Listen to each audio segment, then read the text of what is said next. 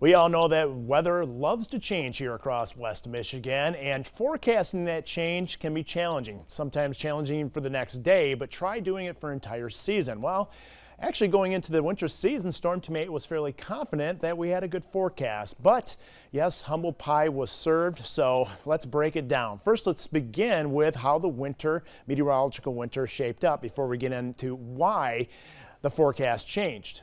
Well, the forecast didn't change, the weather ended up changing. Okay, here we go. Temperature anomaly throughout the United States. Look at all the warmth basically slathered across southern Canada and also the United States. So really only cold pool was over the Rocky Mountains. And here in Grand Rapids, we ended up almost 4 degrees above average for meteorological winter. Temperatures, the coldest was 4 degrees. We never had a temperature below zero this entire winter. Last winter with the polar vortex, we had 6 of them. And the warmest temperature is 61 degrees. You actually may remember that one. It was right after Christmas, December 26th. And we had, again, no sub-zero temperatures. We averaged 5 in a year. By the way, I was looking back through climatological winter, 64% of the days ended up above average. So that's going to have a direct effect on the snow. And you can see that. Okay, interesting enough, I showed you in Grand Rapids, temperatures above average. Precipitation was above average, not great for the Great Lakes water levels, but even with the above average precipitation, with those warm temperatures, look at the snowfall deficit for meteorological winter, close to 16 inches here in Grand Rapids, below normal. Sunshine, it's already a dismal time of year, and we are even more dismal. We averaged in a winter 27% sunshine. We had only 23%. So yes, there is a lot of seasonal affective disorder going on. Okay, specifically, you could see December, January, and February, the snow breakdown. December, January, below average, considerably below average. But February, we're actually just a tick above average, but all told, again, close to 16 inches below normal. Okay. Looking back, you're thinking after this winter, how did we go awry with our forecast so badly? Okay, these are the factors that we looked at going into the winter, and well, there's several ones that stuck out. Cold winters typically follow a wet fall. We certainly had that, especially September and October, ending up over 6 inches above average. Looking at greater than average snow cover across North America. By early November, we had the 4th most snow cover across North America. So that really helped the air masses get colder and colder, and we thought that would just start sinking south.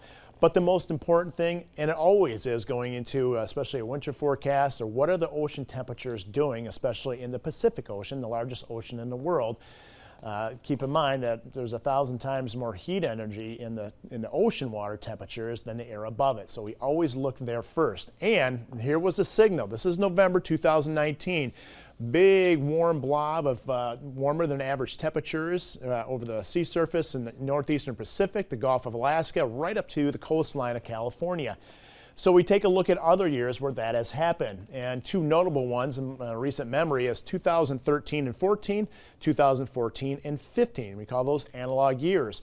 Notice the warm blob off the western coast of United States, and also in 2014 and 15 as well. When that happens, usually you get colder than average temperatures in the eastern portion of North America, including the United States. Now look at 2013-14. We ended up with our 2nd snowiest snowfall season ever at 214 inches. It wasn't as snowy in 2014-15, but boy, was it cold. Anytime you can have your coldest February on record, that's a cold one. Ended up being almost 14 degrees colder than average.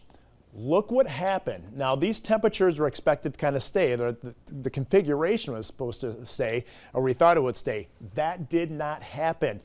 By February, you can see how the cold expanded off to just off the coast of California and right into portions of the Pacific, and also the warm blob in the Gulf of Alaska wasn't as warm. So that led to what was a warm PDO. It flipped to a cold PDO in the eastern Pacific. So that's going to have a direct effect on the jet stream configuration. So this is a positive phase when we have a cold PDO. The polar jet stream, or the Eastern Pacific Oscillation, develops, you have a stronger than average jet stream. It's more of a zonal jet stream, especially coming off the Pacific. What that does, it pushes Pacific air masses right across the United States. It goes over the Rocky Mountains, you get compressional warming, and even more warming in the eastern half of the United States. So a ridge develops there, and that's where the warmer than average temperatures result. Colder than average temperatures with the Arctic air locked up in the Arctic, that's where temperatures are going to be colder relative to average. This has been reflected. This is the winter temperature anomaly across North America. You can see cold, well below average in western Canada, also in all of Alaska, and also around the Greenland area. And the rest of the country is central southern Canada, right throughout the United States. Above average temperatures. Now, Fairbanks, Alaska ended up almost 7 degrees below average. Their warmest temperature in the entire month of February was 4 degrees above zero. I believe the coldest was 43 below zero. And at the same time, well, you can see all the warmth in the eastern half of the United States. So that's why things change. If the Pacific Ocean surface temperatures change, that ultimately will always have an effect on the forecast downstream. So that's why things went a little astray here for the Storm Team 8's winter forecast. Hopefully next year we do better.